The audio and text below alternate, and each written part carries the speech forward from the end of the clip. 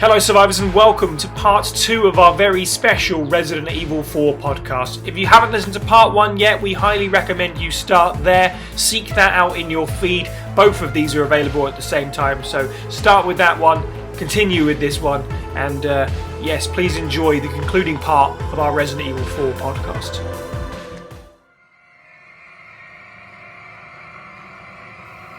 And now, reading the file, Chief's Note. In character as Bitores Mendez, Israel Blank Marino, who you can find on Newgrounds as Blank 1407. As instructed by Lord Sadler, I have the agent in confinement, alive. Why keep him alive? I do not fully understand what the Lord's intentions are. I would, however, think he'd keep them separate, not confine them together as has been ordered.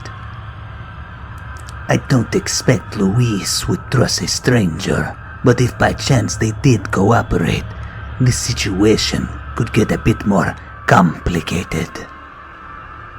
If for some reason an unknown third party is involved, I don't think they'd let a chance like this slip by. But maybe it's all Lord Sadler's ploy, leaving us vulnerable so that this third party will surface. If they even exist, that is. It's an unlikely possibility, but if a prowler is already amongst us, then our plans could be ruined. I guess the Lord thinks it's worth the risk, if we're able to stop whatever conspiracy is at work. At any rate, it's the Lord's call. We will trust his judgment as always. I see you're listening to First Aid Spray. Self-righteous fools. And speaking of nuts, let's talk about the story of this game. We finally arrived at that point. I haven't written down any notes to sum it up. It's pretty straightforward, I guess. Leon S. Kennedy is sent to a remote part of Europe, which is totally not Spain, to save the president's daughter. Are you a bad enough dude, etc., from the clutches of the evil cult Los Illuminados, who have dug up a parasite called Las Plagas. Osmond Sadler using this to control his cattle, which is the literal translation for Ganados, in his bid of basically it's just straight up world domination. So that sounds like a B movie because it is. Steve, what was your first reaction to this story? Bearing in mind, of course, that it is intentionally designed to stand alone. You get the opening cutscene. It's up to us to take out Umbrella, if by us you mean the stock market. What was your reaction to that abandonment of story and where RE4 took the series? See, I kind of had the implications that it was more. I felt like it was going to be like they were going underground, they were going dark. You know, I never saw it as Umbrella is done because I always thought, what? I think it was youthful naivete where I just go, nah, they won't kill Umbrella off like that. There's something going on. And then when Krauser says the words Umbrella, there was a pang of relief in my heart. The story feels like a cheesy '90s movie. The kind of thing that would star like Steven Seagal or something like that. Yeah, for sure. He's a chef on a train or a boat that can't be sped up or whatever the and then you go, Keanu Reeves is saving the day. It feels very conventional, and there is no point to it other than let's just plow through a load of dudes, which is funny because it's got that kind of mentality to the writing of the plot and how it goes. And I can't begrudge it because it's very much wearing that influence on its sleeve. Whereas the preceding games were obviously trying to wear more of a horror kind of elements and tropes and like, terror, monsters. This is very much like, I'm going to kick your ass and down your neck kind of stuff. I never begrudged it. It was very much a tonal shift. It wasn't what I was expecting at the time. Like, as I've said, I was expecting, when's this blimp bit going to show up? And where's Hookman? And like, oh, cool. Yeah. Game. Yeah, I think I probably thought the same sort of thing, to be honest. So, it's a weird dichotomy that I see Resident Evil 4 in its own little vacuum as the weird action movie cousin that doesn't really go anywhere, but somehow has implications for the entirety of the series going forward. Yeah, it's especially at the time, it very much felt like that. Yeah, it took like a good 6 months later when they added basically an additional mission pack in the way of separate ways to actually properly screw it back into the main plot somewhere. Mm-hmm. And then since then, RE5 and Darkside have sort of weaved backwards into it, but it's still, you're right, it still feels like its own little pocket universe. It's like, I mean, we talked about, obviously, villains in the previous episode. Even RE5, it has a degree of campness and stuff like that, but it's nowhere on this level. I'd say Irving feels like a spare part of RE4. Yeah, but then once he's done with, I think you get back to sort of the quote-unquote real Resident Evil story where you're finding out about sort of the history of the virus and you're chasing after Wesker and stuff. Not, to dump on RE4's story, but it feels like, okay, now we're back to normality a bit. I mean, RE4... You don't even learn about how the Plagueis is operating until they kill off apparently their key researcher, and then it's only in like the document dumps. No one ever really explains it. Mm-hmm. One of the key characters in the game only has one line. Admittedly, it's a fairly decent one. You carry the same blood as us, it seems, and all that lot. With Victoria's Mendez. It's a very peculiar one when it comes to the story. Yeah, once you actually sort of read into it and piece it together, it's a lot better. But the game doesn't exactly go out of its way to give you all that backstory. The intent is to let new players in and not bog them down with story. But I still argue that you could have done that with some of the original ideas that we know about. You could have had Leon going to Spencer's European estate, and this is sort of like the village beforehand. You could have him track down the man behind Umbrella and still have it make sense to new players. Because, new players coming in, no Umbrella bad, virus bad. Leon good guy, take down bad guy who create virus. That's all, it needs to be as simple as that. And if you want it to be goofy, which would be a bit weird, because Spencer does feel like the big bad, but you could give him like a Salazar-esque butler or something.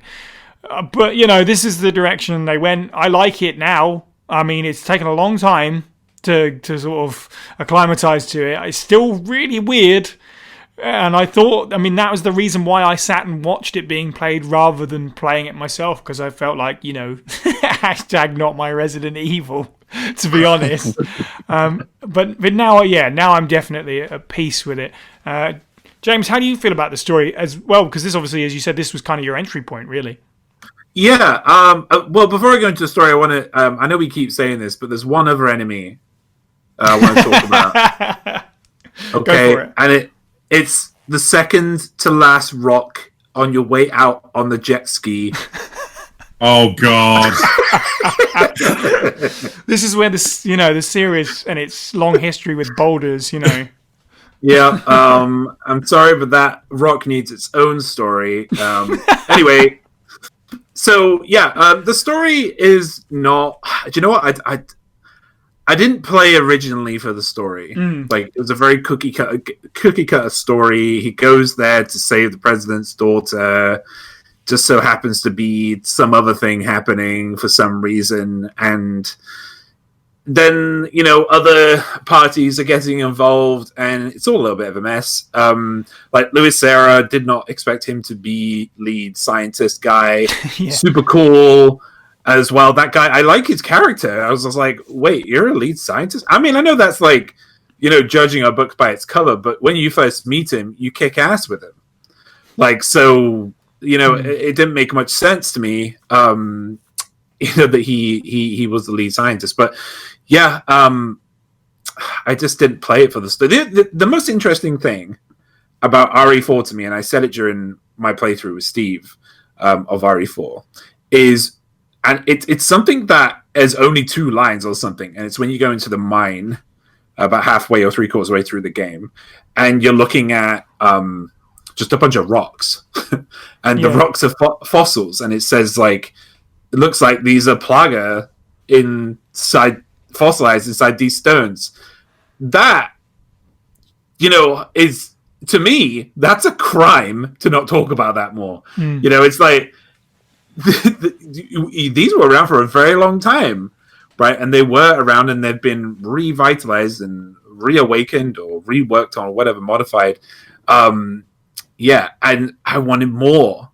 Like when you give me that hook, right? When you tell me, when you give me a note, although I did this this note for First Aid Spray, right? I still feel like it was unnecessary. Like you give me a note about what the butler's feeling, but you don't tell me about the origin of the plaga, right? It's like, yeah. I mean, yeah, there is not much to the story. Like, and I don't play Resident Evil 4 for the story, simply because it feels disjointed a little bit, but there's more stuff that could be built on. But you know me, I'm a hopeless optimist, right? And I do hope that one day these kind of things are connected. I know they're connected a little bit in RE5, but they're not connected enough for me. Mm-hmm. And I hope that they are connected up a little bit more succinctly. Yeah. Are we going to talk about characters later, like character portrayals? Yeah, we will do that, definitely. Okay. Well, yeah. I mean, I don't have much more to say because, fair enough. I mean, just like the story, my idea of it is not really that in depth. It's very in your face. This is how it is. Oh, get there, save President's daughter, bad guy, kill bad guy. Oh, there's another party. Oh, they stole something from you. The end. That's it. That's Resident Evil 4. Sorry, spoilers, but you probably shouldn't be in here. Yeah, fair point. I'll just check out this RE4 podcast of a game I've never listened to. I'm halfway in and I'm getting spoilers. Well, aren't I a bit of a silly one? Adam, what's your thoughts on the plots of Resident Evil 4? It's a romp. There's not a great deal of plot. I feel like, ironically, the most plot you get is the end credits. I was hoping you would mention that. Which I love. Love the end credits of this game. It's so kind of sad to watch what happens to the villagers that you've spent all your time killing. So yeah, you get a lot, you get the whole, these guys are just mining and then they come across this thing and then like the ulterior motive cult moves in, and so yeah, it's kind of, that's like at the end is in sort of direct opposition to the game. It's a very somber end credits, like with like monochrome and kind of sad, whereas the game is just kind of actiony. So it's very interesting that way. But yeah, it's not a game that rests on its plot as much as it rests on its gameplay. Sure. It's perfectly serviceable. It is like an action film. There are little bits here and there to read into, but mainly it's just a series of checkpoints. Go do this, then go do this. The Las Plagas removal from Leon and Ashley was underwhelming, in my opinion. You just kind of stumble across this completely unprotected room, basically right before the end. With the file explaining it, just one room previous. One room previously, exactly. It's like, okay, that we tied that up. It's like, why did we even inject him with this, Plagas? But, yeah, like I say, it's a romp. It's as badly acted as most of the other Resident Evils before it. It definitely links the games in that respect. But it's just fun. I've never really played it for the plot. I like the fact that it throws in a few curveballs like Krauser. They don't, I think to their credit, they don't just explain that away. It leaves you coming away believing there's a much larger universe around Resident Evil 4. Right. Like, oh, Leon's worked with this guy before. I know nothing about him. Like, what were they doing and stuff? And, you get Wesker in there for... Is that the first Wesker nod since the first game? Is he mentioned in 2 or 3, really? No, but Code Veronica. Code Veronica, sorry, yeah. I always forget Code Veronica because I don't like it. Yes, obviously Code Veronica. But, yeah, I like the fact that there is elements of a wider Resident Evil 4 universe, as it were. You know, it's not coming in off of 1, 2, and 3. It's obviously, you know, most linked to 2, but it's still kind of dissociated from that. So it's nice to have like a little, you know, previous kind of idea of you've got Krauser, you've got Ada back in it, you know, it's Wesker's kind of mentioned, and then later on you would get the kind of more of the Wesker stuff with the kind of separate ways and Simon Ada. Yeah. Jordan, any thoughts on the plot? Well, yeah, it's got a nice sort of brisk pace to it. As far as sort of the cutscenes go, they don't go on any longer than they need to, and you can even skip them and not necessarily lose too much of an experience, especially in that early portion of the game, because you've only got one task, and that is to, you know, find and rescue Ashley Graham. I mean, look at her now. Like, you know, she's a model. She's got her own shows. She's doing so well these days, you know. Just so people know, there is somebody actually called Ashley Graham who's famous right now in 2021. If you're listening to this in 2030, I can't guarantee that. But anyway, She doing well. yeah, she's doing well. You know, like, you know, could have almost been killed in you know, some strange Last Plagueis ritual, and went on to have a successful career. Anyway, this joke has went on way too long. What doesn't go on too long are the cutscenes, though. It's got a nice pace to it. I like that everything is so easily skippable if you already know the story. So, with regards to replaying the game, they don't really hamper it, apart from the QTE scenes, but you can't really get away from that. It's a bit simplistic as a plot, in a manner that is a bit negative. Because if, say, despite how much I love this game, if somebody told me that they were going to make a Resident Evil film and it was based on the plot of Resident Evil 4, Oh, God. I don't think I'd necessarily care that much. There's a lot of other games from the series that probably have more compelling plots. There's obviously lots of great action set pieces in this game that would make a good action movie, but there's just not that much to it. And I think you've covered all the points in that it does sort of lack in its lore and backstory, and the characters introduced aren't necessarily fleshed out to a degree that the consequences of the plot make a big difference. I like Louis Serra. It's a shame that he kind of just has quite a small role in the story as a whole, and has an even smaller role in relative to the rest of the series. But it probably would have meant more if you'd got a bit more time with him, or some better scenes with him. That would have probably just added a bit of more of an extra punch once he leaves the story. Jordan, I would say that you're spot on there, because like when he dies, like Leon goes like Louis, like up to the sky, you know. And that's one thing that playing it through really upset me. The fact his name is Luis Serra, and Leon will not stop saying Louis. Come on, he's known him Louis. for like maybe 12 hours at this point. You give him a break. He's Met a little like bit wrong. twice. And when he dies, you're like, no. I mean, also, worst character death ever, man. He's killed by that giant saddler penis. What the hell?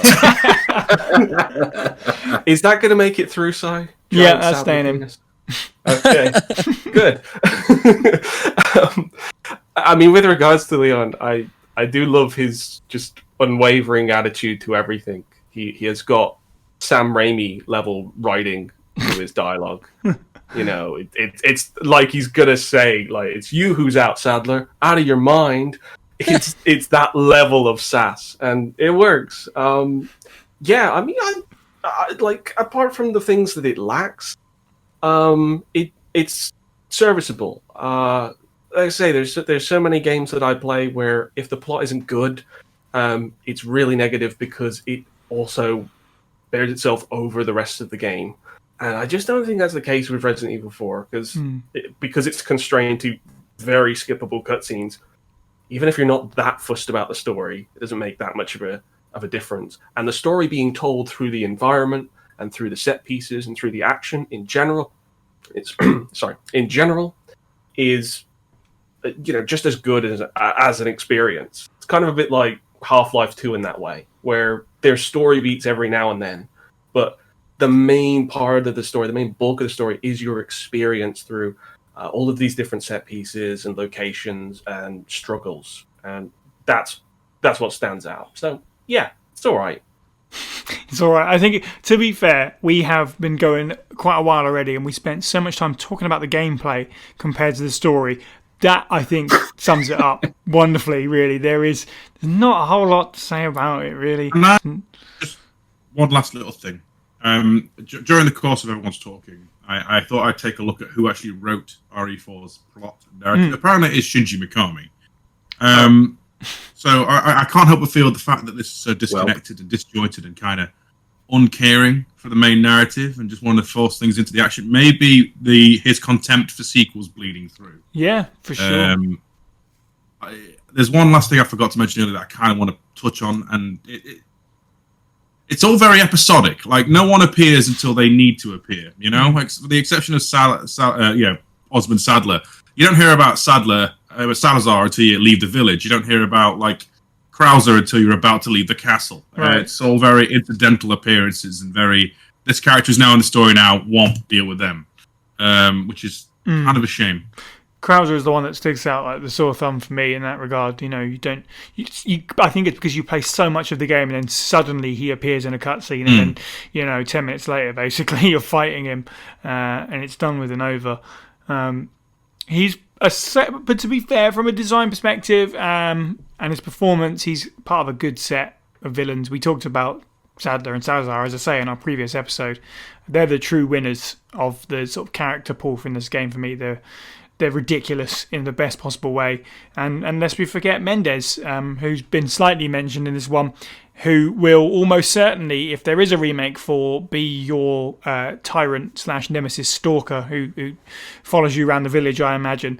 So it'd be nice, if that's the case, for him to have a bit more. He's literally wearing the coat, isn't he? He's basically, he is just Tyrant with a beard. So yeah. I'm all about it. If he gets a bit more screen time, that would be pretty cool. In terms of the other characters, if there was a mod out there for him where he's like remodeled as the Undertaker or something like that. That's what he reminds me of. Fantastic. In terms of the other characters, though, Louis is, I have to love him because, just on a personal note, because his voice actor ties Resident Evil to my other favourite franchise, because his voice actor played Eduardo in 1997's most overlooked animated series Extreme Ghostbusters. So anytime he talks, that's what I think of. But other than that, it's hard for me to care about anyone else. I think Ashley is incredibly annoying. I know that's not a controversial opinion. I know a lot of people think that. It's rare for me. I'm quite forgiving with characters, but I think she's really annoying and really stupid. There's the scene where she's coughing up blood and Leon kind of expresses concern and then she runs away and gets herself kidnapped. What a dum-dum. And Leon isn't particularly likeable either. I don't recognise him as the same guy from the previous game. I know he's been through some stuff by this point, but it's too disjointed for me. And me and James were talking about it before. He literally has a moment where he basically just says "no you" to Sadler at one point, where he's saying about small time, your small time. He's not he calls likeable. him bro as well. I love that. Yeah. Bro. He's infuriating. He's not likable, which is fine because the villains are kind of likable in their stupid campness, so that works for me. Steve, how do you feel about the characters? See, I like them all in their own dumb, unique way. Like, I see Leon totally not as the Leon Kennedy we know, like as just a one-liner badly spitting machine. I could tolerate them as just a goofy idiot. Tinfoil hat time. This is obviously Gaiden Leon, and because they don't know anything about how Leon operates, they do their own thing. Shout out to Neptune. Yeah. But no, it honestly, even Ashley doesn't infuriate me that much. I just see her as a bratty, stupid kid. The only character who really kind of gets a bit old is Salazar after a while, because he has one joke and he keeps running with it, and he talks about a ritual which serves apparently no purpose but to waste time. As much as I like him as a meme, as a silly character, it doesn't really do much for me otherwise.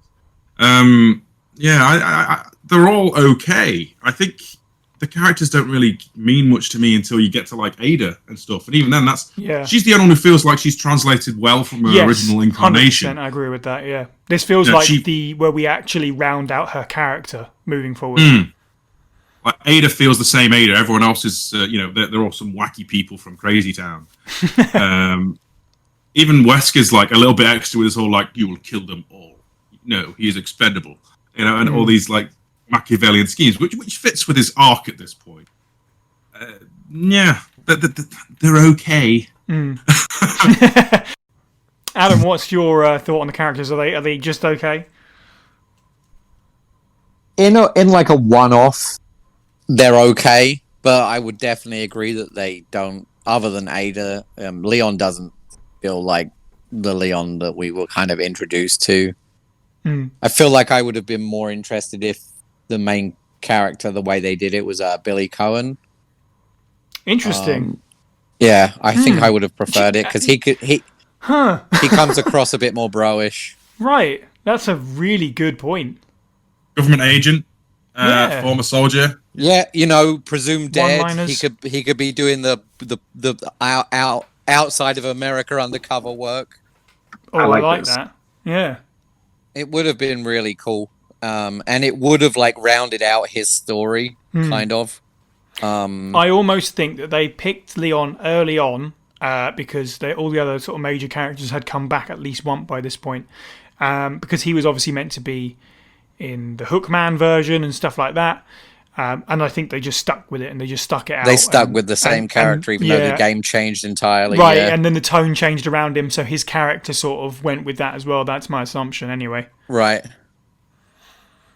James, Oh, sorry. Sorry, I can really see, listening to the lines and thinking, I can really see Billy Cohen doing that's such a great shout. Someone make that mod, basically, if it doesn't exist. The way that Leon interacts with Ashley as well, it just feels like it would be perfect for Billy Cohen. So 100%. I love that. James, any standout characters, good or bad for you? Leon is bad. He doesn't look like the Leon we know. 2, he doesn't act like the Leon we know, and 3, they're just adding him to look like a misogynist, and it's just not cool. So for people who I think that's why it's so there's such a contrast in people who like and dislike this game, because when you think about it, Leon is beloved from RE2, right? Rightfully so, because he's a sweet boy, right? But in RE4, he's not that anymore, and we don't get any reason about why he's changed, why he's changed up. I agree with you. And every time Leon talks, I'm like, he says the first one, I'm like, shut up, Leon, stop, just let me keep playing. And then Ashley, I agree. She's annoying, and she's a little bit dumb, and I understand why she got caught. They're probably an ice cream van just turned up outside the White House and just over a megaphone said, "Hey, Ashley Graham, I have a double sundae. Come get it." And she was like, "Oh, all right." And she just ran out. Exactly. Browser's soft serve.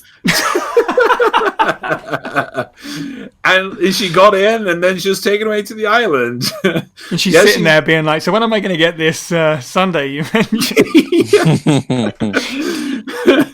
And but I think the most attractive thing about the game is the villains.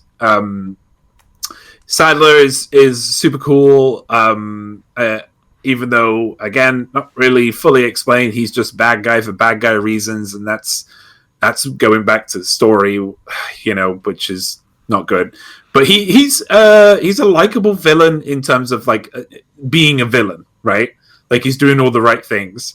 Ramon Salazar, hilarious when you first meet him, but gets kind of annoying because he just goes around and around being a bad guy.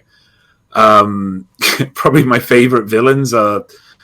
They don't say anything, but again, Verdugos, like the Verdu guy. They don't say anything. They just sit there and click the little clickers and throw knives at Leon. But yeah, I think like out of the characters that we're introduced to, I think Luis Serra is still my favorite one. And it's simply, my headcanon is that he isn't a head scientist at all.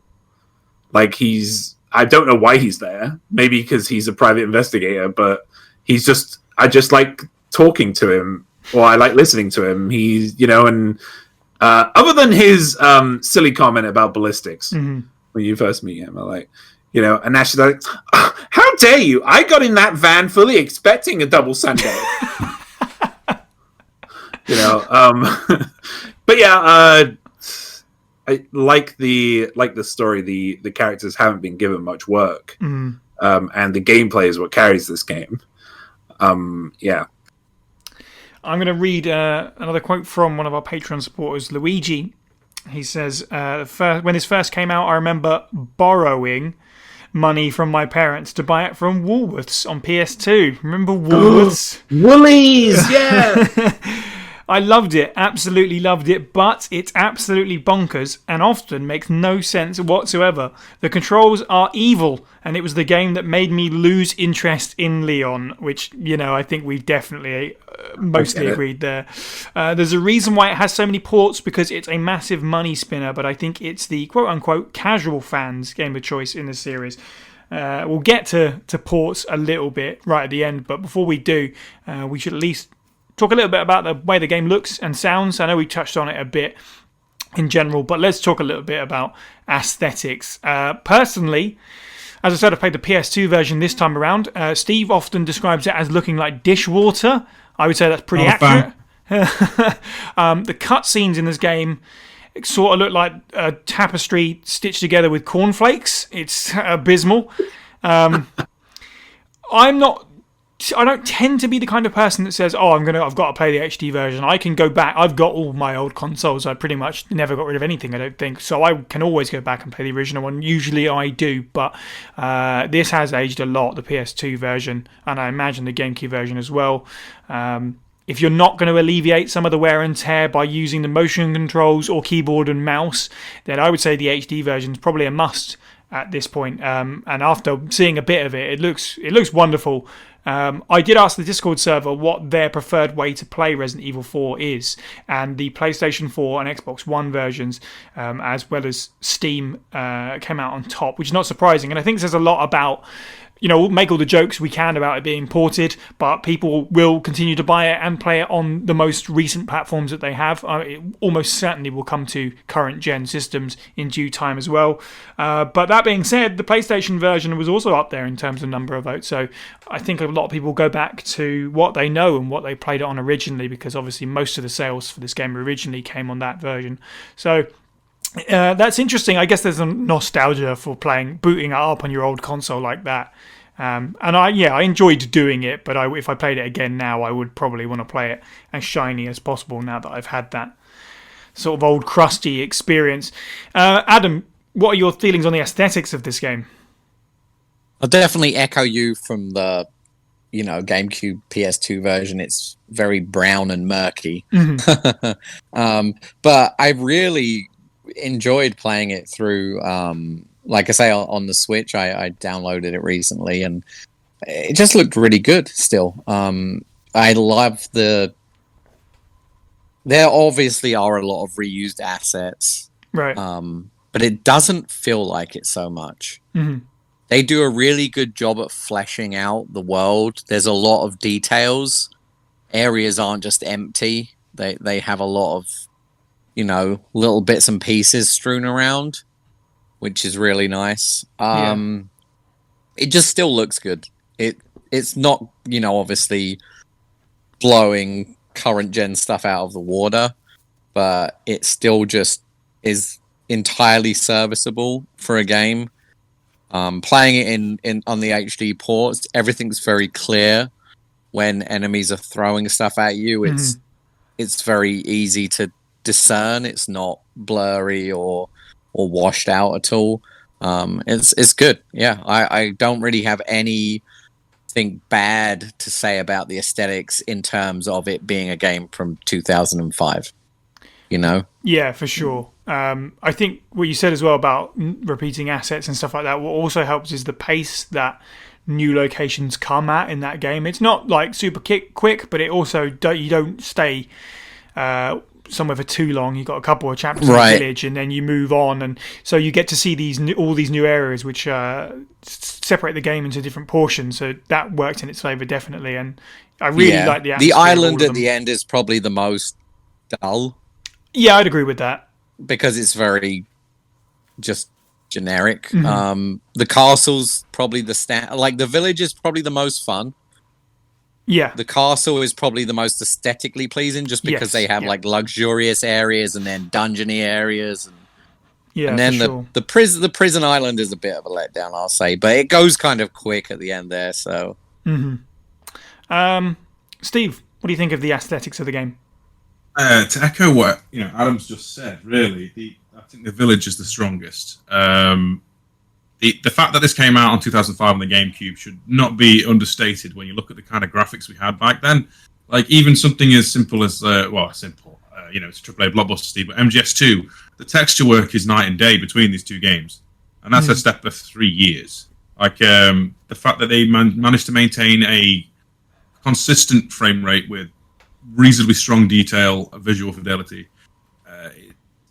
Quite a feat. Even on the GameCube version, there was never I don't remember any particularly dramatic slowdown or performance issues there. Yeah, that's true, yeah.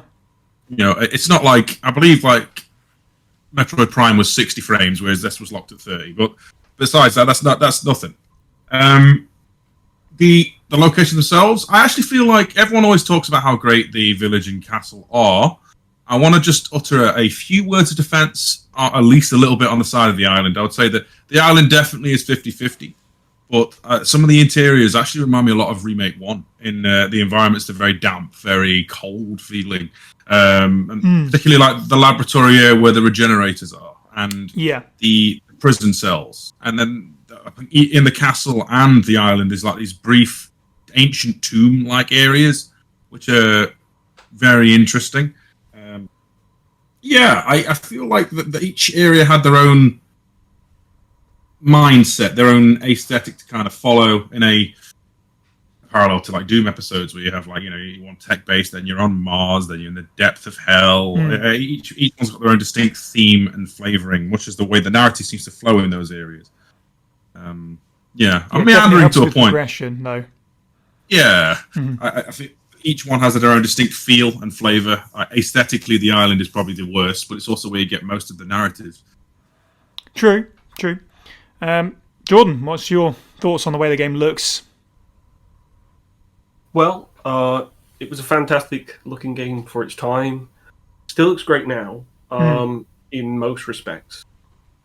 But I was always a bit sort of apprehensive with regards to sort of HD ports of this game because it came out at a particular time in the SD era where I would argue that games were hitting a kind of fidelity that was playing to all the strengths or limitations of a tube telly, a CRT. Games like Resident Evil 4, games like Snake Eater, games like Shadow of the Colossus, all really stood out on a tube television and looked like they were just blowing everything out of the water. And to achieve that vision, they typically had to kind of pull some tricks that, when simply transferred to a 720p image, in a more sort of like clear resolution on a newer console, doesn't necessarily transfer as well. So I was a little bit apprehensive about it because just the fact of the matter is that some of the asset detail is just not going to be there once you're blowing up the resolution, 2 or 3 or 4 times. But it does stand up because it has a very strong art style. Everything works to the same kind of level of detail that was actually sort of achieved in Remake. I think obviously Remake had the strength of having pre-rendered backgrounds that allowed it to kind of achieve some better ambience with regards to lighting and other effects. But Resident Evil 4 still holds up really well, and I say that despite the fact that I'm quite critical of the ports of the game. I feel like sometimes Capcom could have probably gone a little bit further in their efforts, especially when compared to some fan efforts through mods. Textures are probably the biggest letdown, because those textures can only be up-res so much before the detail is quite apparently lacking. And that is still the case. But it doesn't stand out that prominently that it affects a playthrough. I played this on Xbox One, and it still looked great. It's still very fluid. So I think, obviously, bar the PS2 version and the first PC release, I think you're still getting a pretty great visual. And after all, I do have experience with the iOS version from 2009. Oh, geez. I mean, if you have any reservations about how this game looks, go and have a look at the iPhone version, because it could be far worse.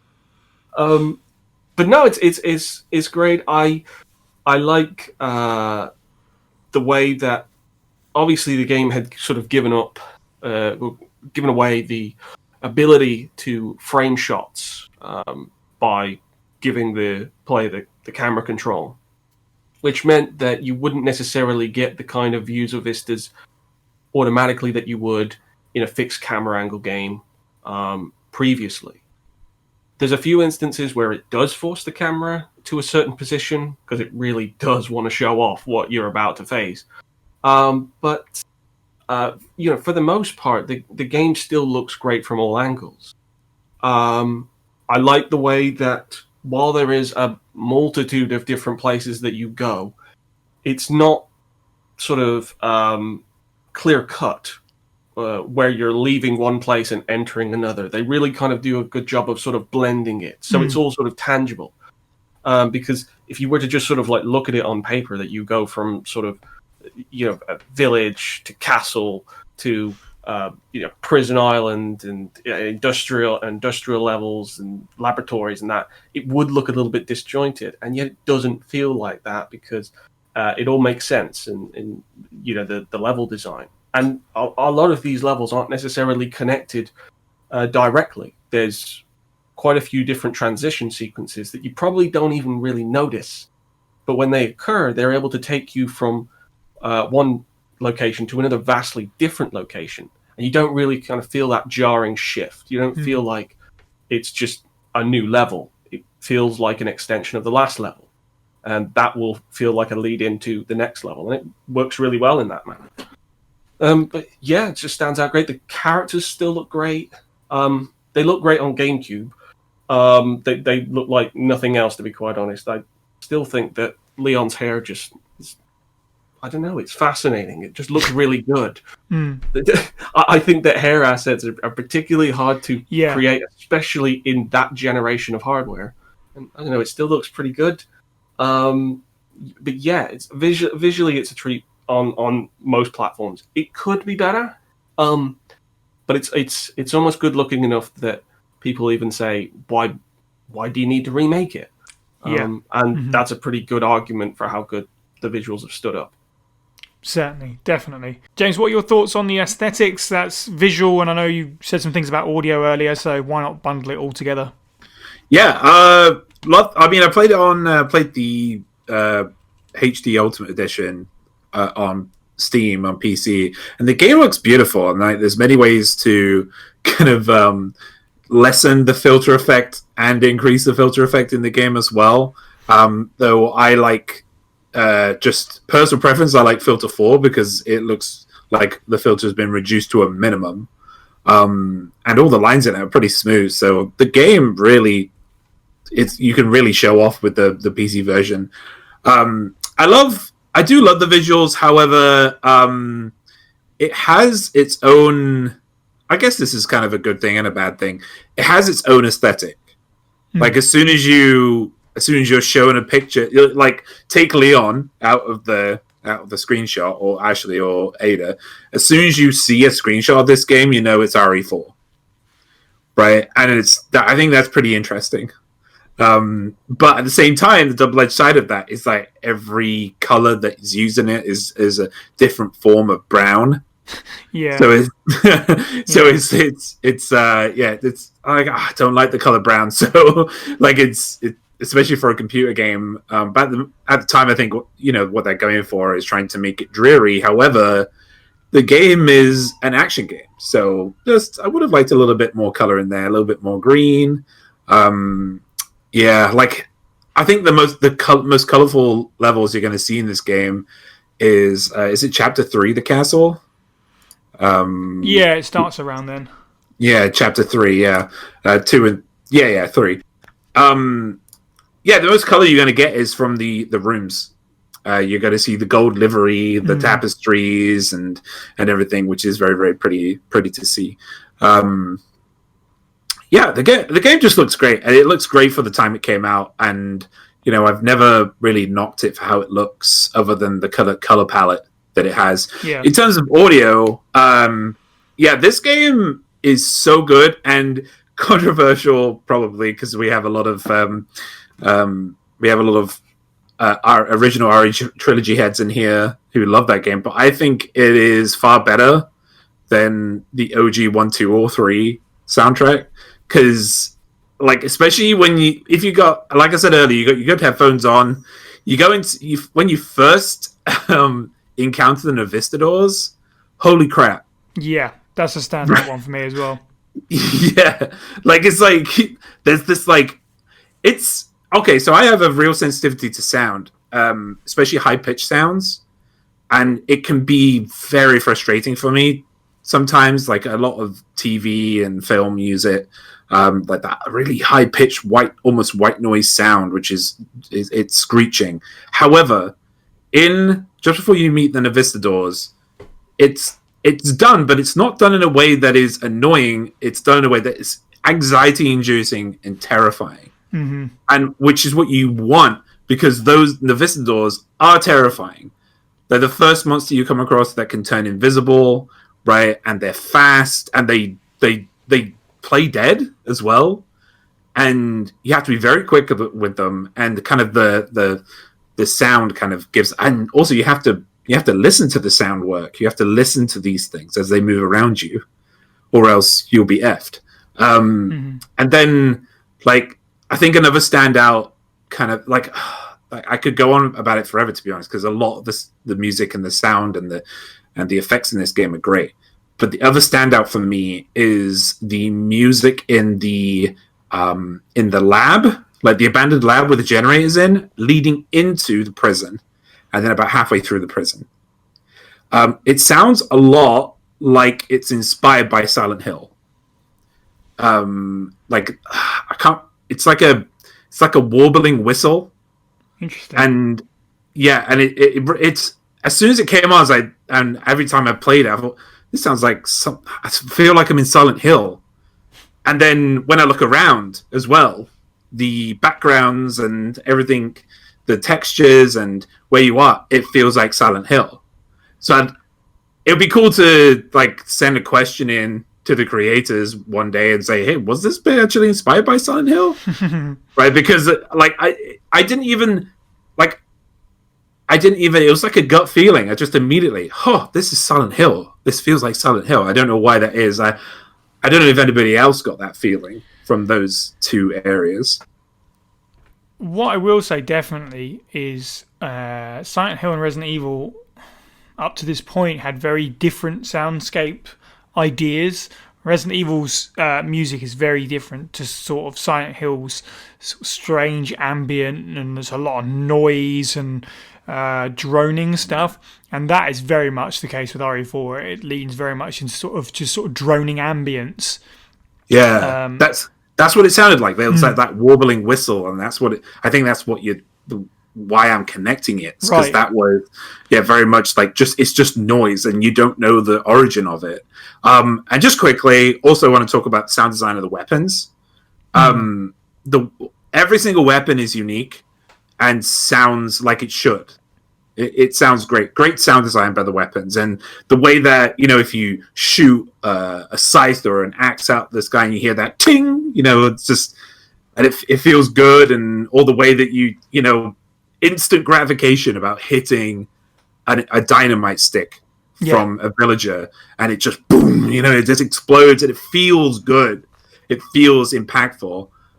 Great sound design in this game. I really, really enjoyed it. Other than the voice acting, I'm not even going to talk about it.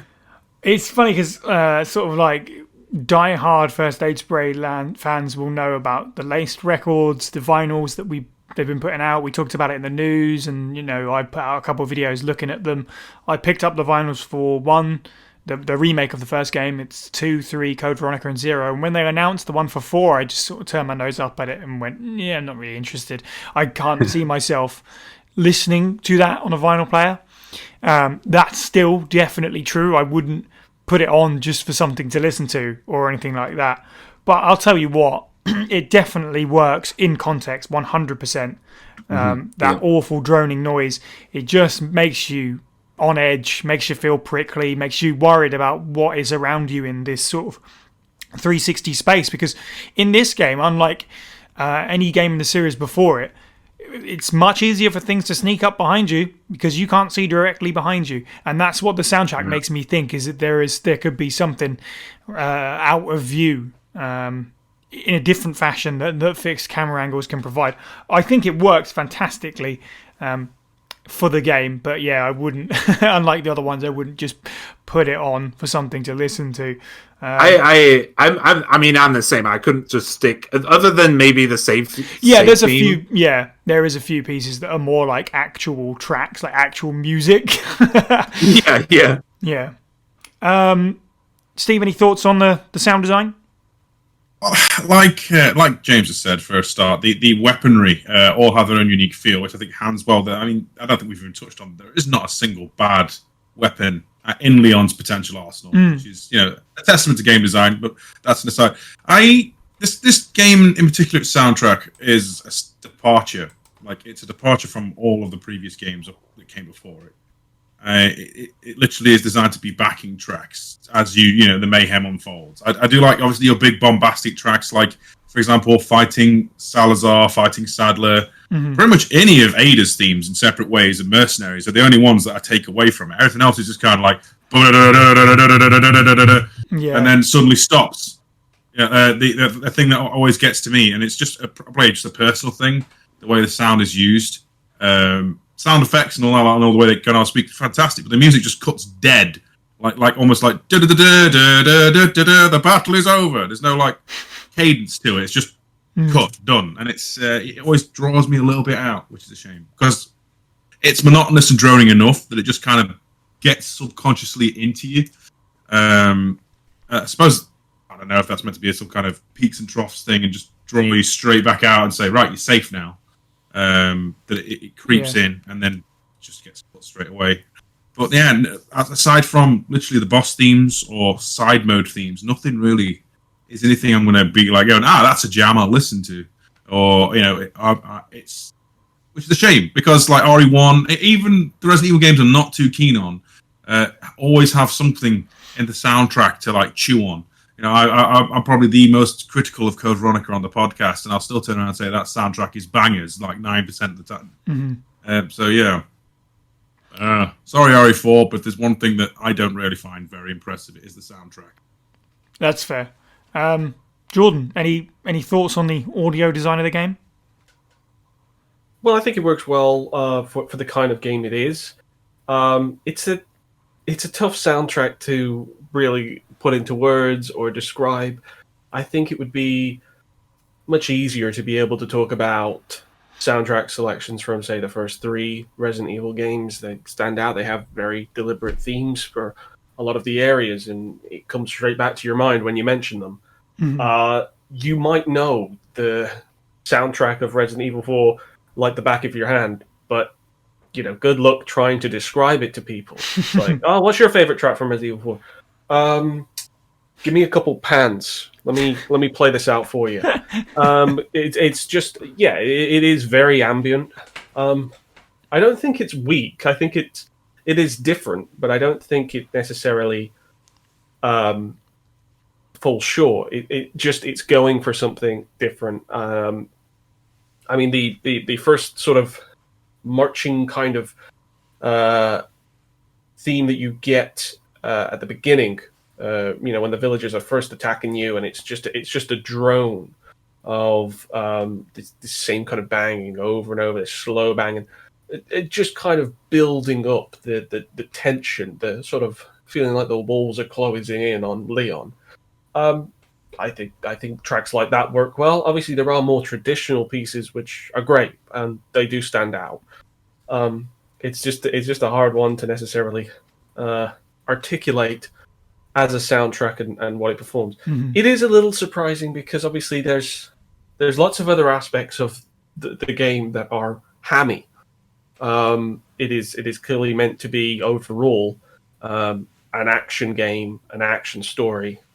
The lead character is, walking around like a Chad, just throwing off one-liners and just not necessarily kind of caring that much. Like he's not like scared stiff. But the music is almost like just going in the opposite direction. Mm. Any kind of music or ambience is really trying to kind of dial up that, no, this is a horror, this is a thriller, you should be scared here. It does it very well, but when you think of it in that kind of way, that just about every other aspect of the theming is going in one direction, which is more hammy, and then the soundtrack is just trying to take it a bit more serious, there is a bit of a tear there. But again, probably doesn't really stand out that much because they know when to bring in the music, they know when to bring in the ambience. Mm-hmm. To play up whichever environment you're in. And yeah, one of the standout ones is the sort of laboratory area, or the operating room area with the regenerators. Mm. That's a perfect theme. I'm not much of a sort of an expert on Silent Hill or its soundtracks, so I can say for sure just how much it sort of lifts from that. But whatever, it works perfectly for that section, and I'm glad that they went in that direction rather than go with a sort of traditional theme. But it just depends on what kind of person you are, whether you do like more music or less music for your attention. We kind of went over this somewhat when we were talking about Metal Gear Solid, having an understated soundtrack, particularly for certain gameplay segments where the director effectively wants you to focus on the sounds of your environment. Right. It can work, but I can fully understand why it's divisive. I think if there's one maybe sort of shortcoming of the audio, it's the fact that, I don't know if this is the case for all of the versions. I don't know if there is an alternative stereo surround version of Resident Evil 4, but I just found that hearing the villagers at close range, no matter where they are, is just really distracting. I was playing this on a TV, so I wasn't playing this in headphones. Mm. And for a game where you really need to be aware of the space, the immediate space around you, constantly hearing enemies that aren't there is really distracting. And I just don't know why that was the case. I think it would have probably worked a little bit better if you could at least get some idea. I'm not asking for some kind of 9.1 super HD cinema surround sound kind of setup. Just a stereo mix that understands distance better than it seems to. I don't know if that is just a limitation from when the GameCube version originally came out. I don't know if they can fix it, but that is a shortcoming for me. Understandable, really. I definitely understand that perspective. And finally, Adam, any thoughts on the audio design for RE4? Definitely think the soundtrack is super weak for me. There's nothing that ever really stands out. But I do like the sound design. there's the sound is satisfying. An enemy's head exploding is super satisfying sound. Shooting, a thrown object out of the air. The guns all sound good. If wearing headphones, the voices are super creepy, and so I really enjoy the sound design of the game. But honestly, the actual soundtrack I can take or leave. Yeah. I will not say any more because we are going fine. super long, and I'm just looking at that clock like, wow, I knew this was going to be a long one. Hello and welcome to RE4 Podcast Part 5. That's fine. I will move us along to sort of a last point, or try and keep this as brief as possible somehow. Just some thoughts on the legacy of RE4. It's gone down in history. As we said at the beginning, it's hugely important, not just for Resident Evil, but gaming in general. The big laugh point, point at RE4 and laugh meme is all the ports. Any thoughts on that? And, the talk of a remake. Does anybody have any strong feelings one way or the other? I'll kick us off. I'm a little more 25-75, I'd say, on a remake of this game than I was before. I don't think it's necessary by any means. I'm worried about further changes it can make, since the remakes have already put us on some sort of like shaky ground, lore-wise. But it could also backfire, considering that it's the darling of the series. Then again, some of the stuff that I've seen fans draft up for how a potential RE4 remake could work is sort of enough to make you salivate. Now I've sort of grown to love this game over the last few years, really, is when I really let myself just sort of like let go of those issues that I had with it. Made me think, it'd be cool if they tweak this a little, tweak that a little. But I will say I'm firmly in the camp of no still, even if it is 25-75. I think we need to move forward. I think we can let the fans do those things. But I am pretty certain that you are going to get a remake 4, and it very easily could go terribly wrong. James, what do you think about legacy ports and the potential of a remake?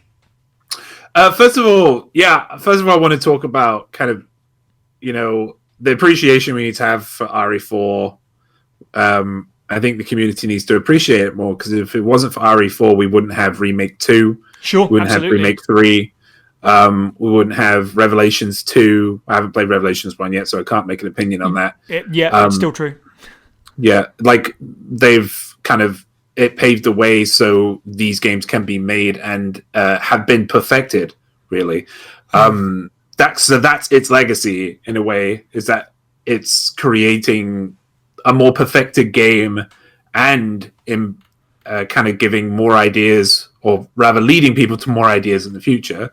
In terms of a remake, I would like it to be remade, but I always like remakes. I have a soft spot for remakes all the time. Like every time I hear one coming out, I always get so excited about them, maybe to a fault. But I would like to see it remade simply because I want the story to be good. Because I think if the story is decent and it's reworked and made a little bit more modern and a little bit more accessible, and less whatever RE4 currently is, then this game could be a real, it's already somehow it's already like one of the most successful games in the franchise. But like if it's remade and properly chiseled, it could be made into like one of the best Resident Evil games ever made, until the future anyway. But yeah, that's its legacy. It's created these games that we all love. It's part of that. Its DNA is in everything we play today, other than the OGs, which I also enjoy. I do hope there is a remake.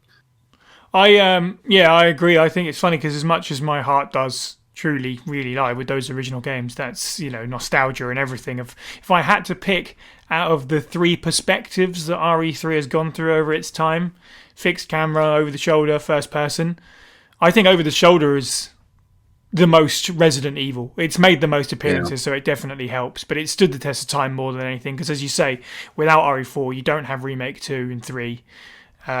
We don't find ourselves where we are. It's those fixed camera games really only existed for a short period of time in the sort of grand scheme of the franchise.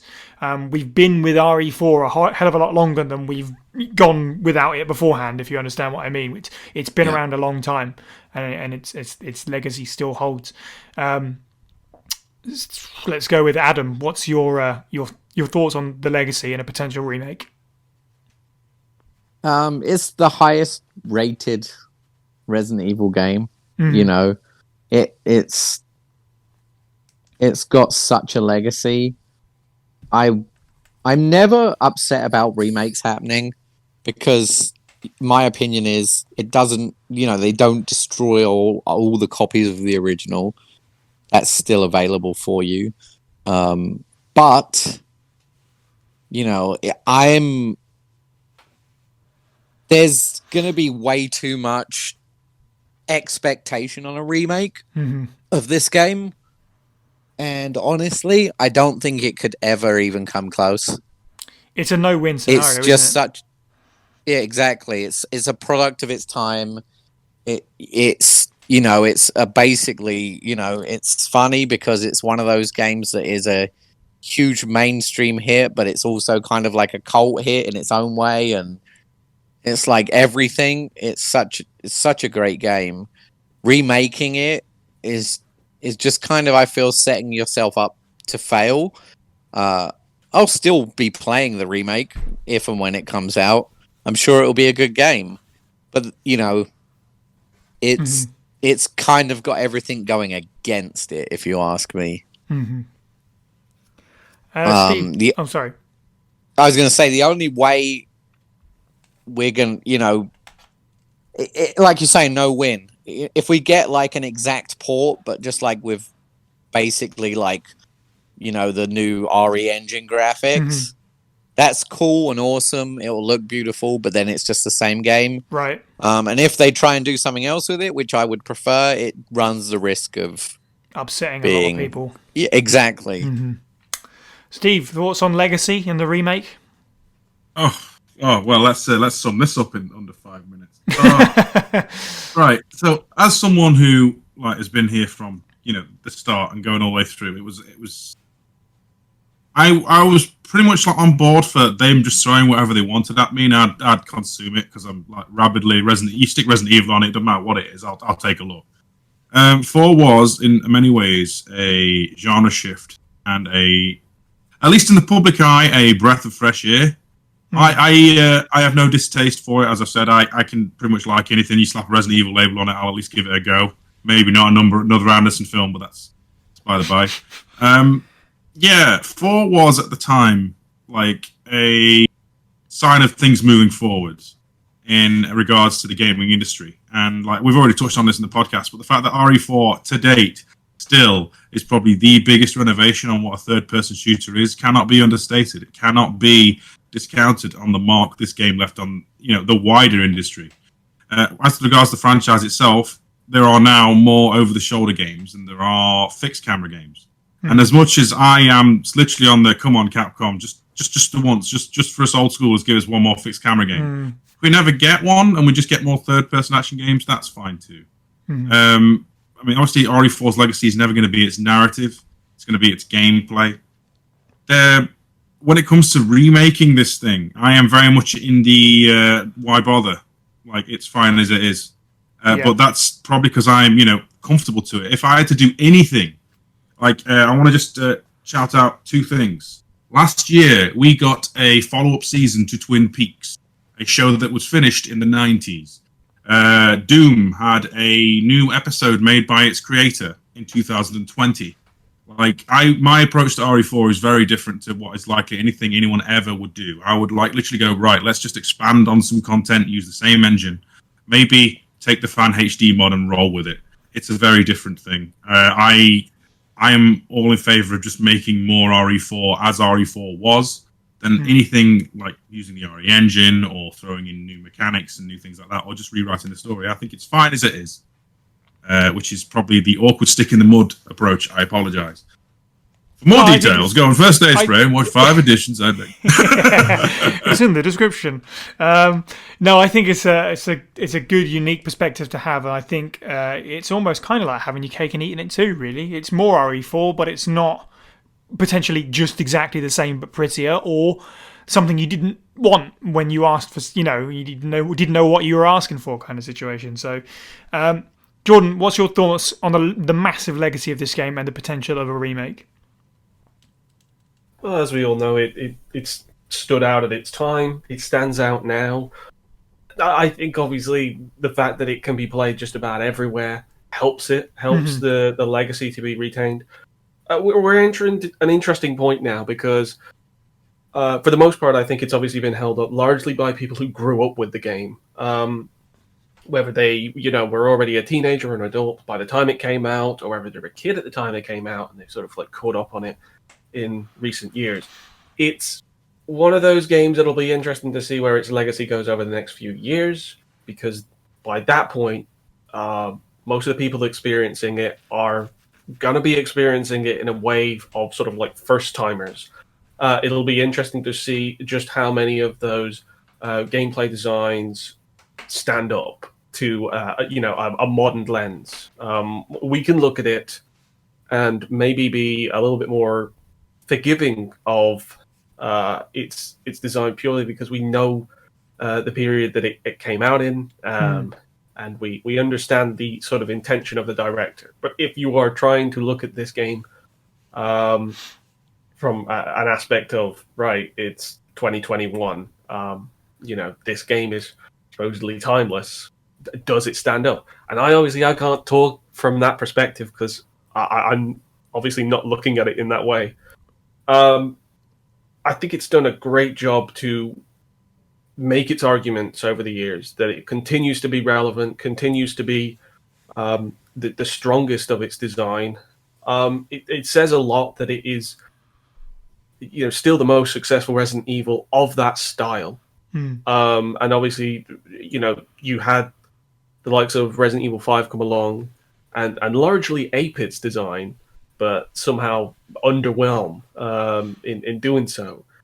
So I don't know. Is there some kind of secret X factor to Resident Evil 4 where everything just sort of lines up right? It's got the right pace, it's got the right difficulty, it's got the right number of locations and atmosphere and charm and appeal. Maybe so. And because of that aspect, it ends up becoming one of those games that is eternally difficult to decide when is the right time to remake it. It's kind of a bit like Final Fantasy VII in that way, where it would take a gargantuan task to be able to produce a remake for it in the first place, let alone one that satisfies the majority of the fan base. Because at this point, it is a precious game to a lot of people, and most people can't necessarily see it any other way. I think the conversation around the time that Resident Evil 2 and 3, those remakes came out, was that you could have this game follow that same style. And it could work. I feel like it would be a little bit of a twin snake situation where you're remaking it for the sake of it, you're applying the sort of modern standard of Resident Evil to it, but not necessarily understanding why it should be remade. Obviously, the other question as well could come up of, would you need to bring back a director like Shinji Mikami to do yet another remake of his game? It's a compelling point, because we have seen in recent times, like the Demon Souls remake on PlayStation 5, it was handed to Blue Point Games, who obviously were not the original developers, and it can be difficult when you are a new studio taking an old, very beloved game and trying to kind of reinvent it. It's not an enviable position at all. Do I think we're close to getting a remake? I feel like we are, or at least a new interpretation of the existing Resident Evil gameplay. Maybe. Yeah. But as far as like a fully fledged remake, I think it needs to go in a completely different direction. I can't imagine it being another action romp. It almost needs to be, all right, what if we scale it down? What if we have a Resident Evil 4 that is a lot more scary? You're not necessarily fighting hordes, and just make it a bit more of an intimate affair. I think that would probably be where they would need to go with it, because they need to detach themselves from this experience. Because otherwise, you're going to have people that are just going to expect their favorite bits in the game. Like, that if they want to fight El Gigante again, they want to see that, but better. And I just don't think you can do it. So you need to give people something different. In much the same ways that Remake 2 and Remake 3 aren't necessarily the same as their originals. They branch away. They do their own thing to some extent. And it works in that manner because you can enjoy it as something separate. So that might be the case. I don't think we're ready for it. Right. I think we could easily put it off for, at least 5 more years. Mm-hmm. I would agree with that. Resident Evil is such a good place at the moment that you could make all kinds of games before you ever need to go to that well and make that long hyped Resident Evil 4 remake. So 100%. No rush. Yeah.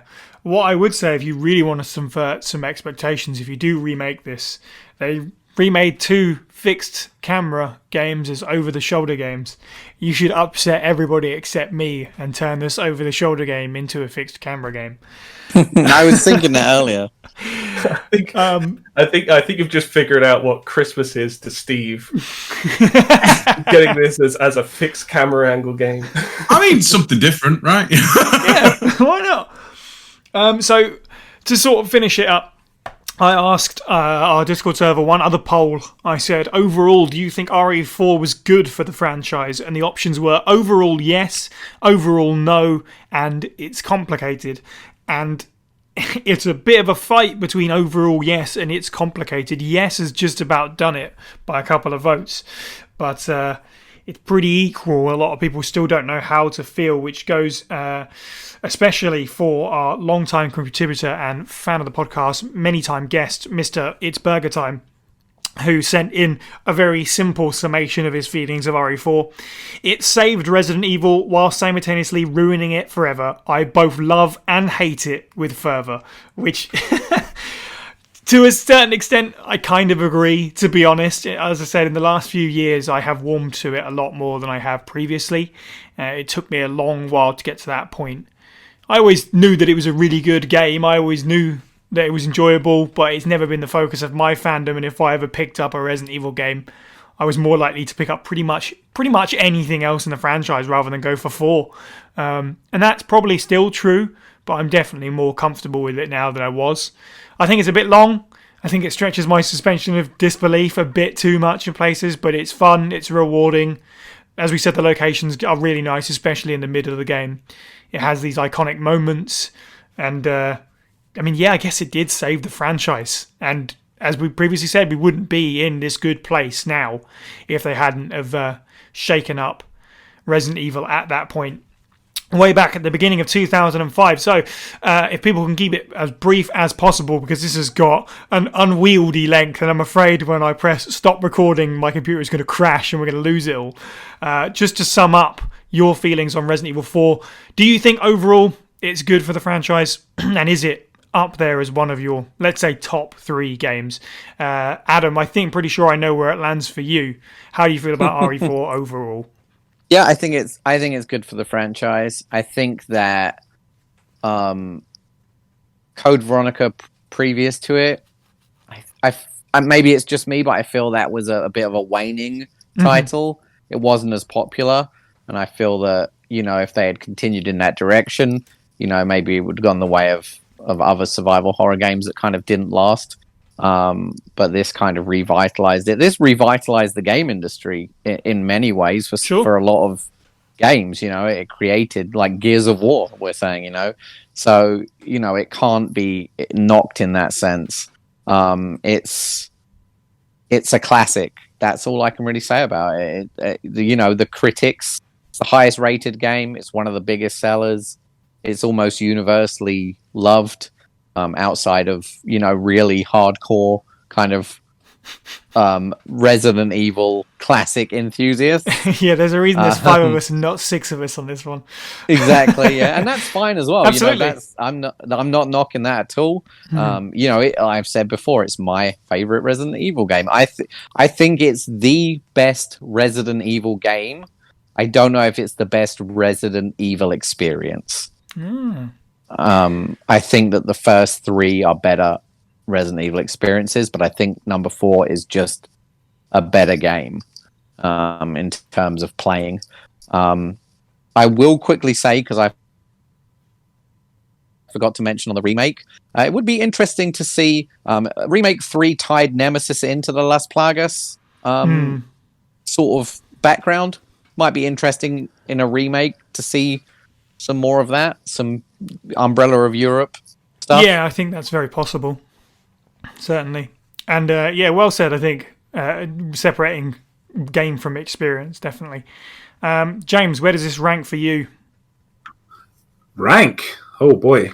Roughly. If I was going to choose the top 5, Resident Evil 4 has gone up and down my list for a couple years now. It is at the bottom of my top 5 right now. So it's in number 5. I've really enjoyed this game. It could be better, and I have hopes for the remake when it comes out that it will be better. They don't need to change much, because it, as we have seen, and the fact we've spoken for almost 3 hours or over 3 hours about this game, it is, it's done a lot of good. And it has my respect. That this game has my respect because it has, as I said earlier, almost single-handedly has saved Resident Evil and has given us some of the best Resident Evil games in recent years. Well said, indeed. So let's go with Steve. Where does this rank? Top 5, top 3? Depends what you want. It depends what you're looking for. Like, in terms of its contemporary action brethren, it feels like the stronger for me because it's paced so much better. Because 5 and 6, they don't seem to have anything but staccato craziness. Obviously 5, that's because you're co-op. 6, because they don't know what the hell a break is. 4 is a very well-paced action game, but if you're there for the narrative and stuff, it's going to leave you waning.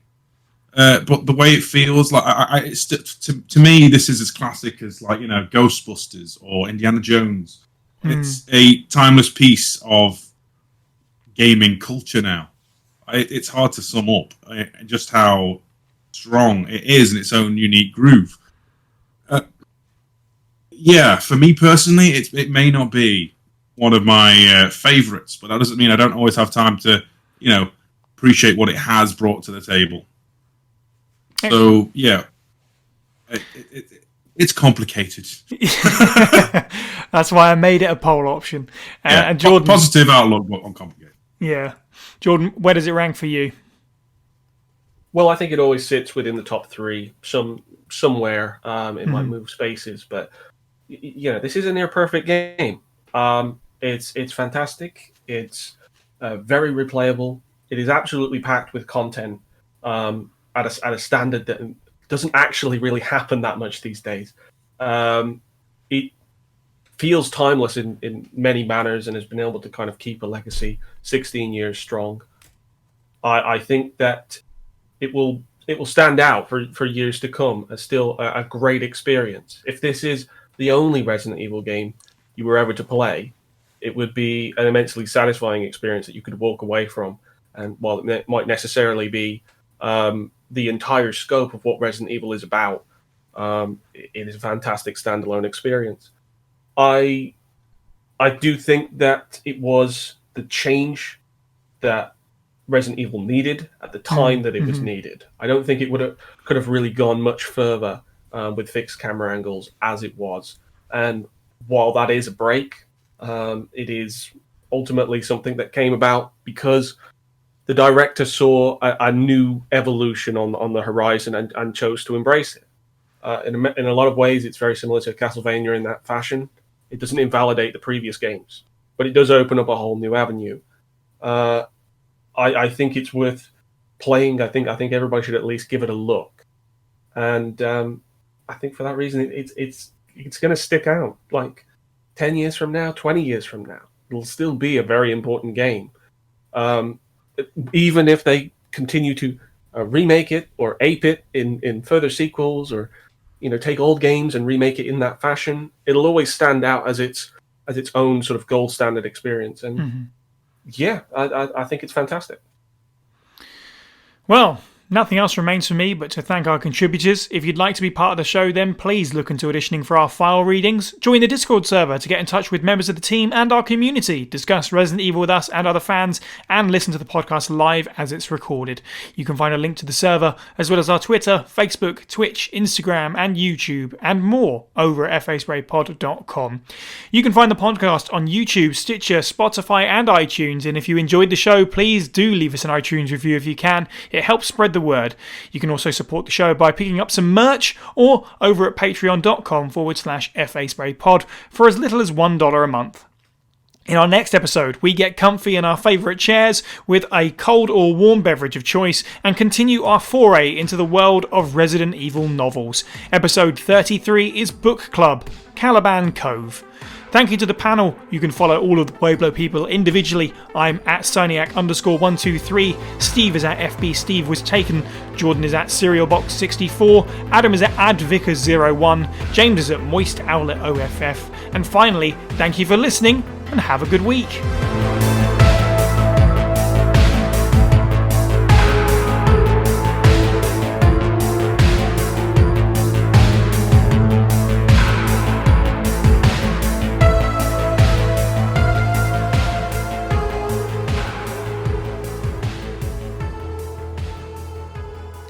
We went for nearly 3 hours and didn't even mention the merchant. At